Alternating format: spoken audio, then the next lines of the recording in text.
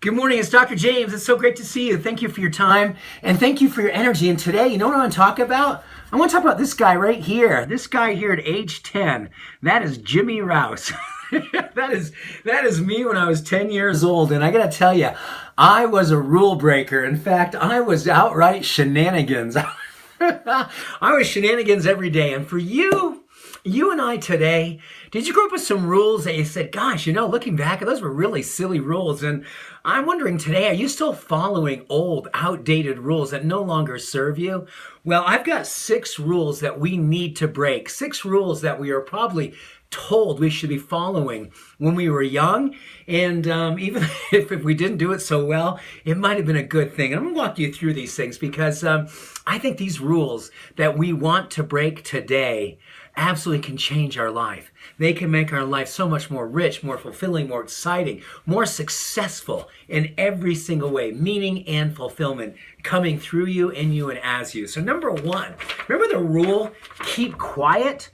I say, speak up. This time in life, if we keep quiet, we are in trouble.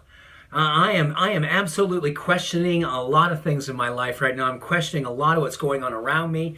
And man alive, if we stay quiet, if we bury our heads, if we dim our lights, we are not going to be serving the highest good. And that's one rule we need to break right out of the gate. Instead of keeping quiet like we were encouraged when we were little, let's speak up and let's speak from our hearts. Number 2, when it says don't run, I say don't settle.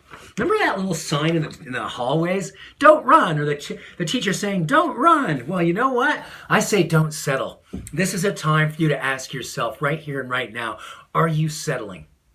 Are you allowing yourself to acquiesce to average?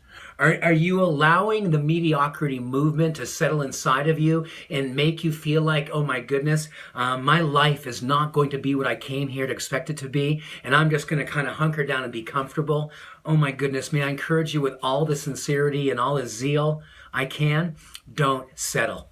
That is just something I feel like when I was working with patients, especially my older patients, the one thing they share with me a lot is if they had a lot of looking back in their life and any remorse, any regret, is because they settled. So much of the regret they experienced and expressed to me was that they settled, they gave themselves permission to not go for what they really believed was their heart's knowing. Number 3, don't argue. I say, don't conform. You know what? The sheep mentality, the group thought, it may not lead you to where you want to go. So let's you and I decide that we are not going to conform. We're going to listen to our hearts knowing. We're going to be spiritual awake. We're going to be courageous. And we are absolutely going to break that old, outdated rule. Number 4, sit still. No way. Let's run wild.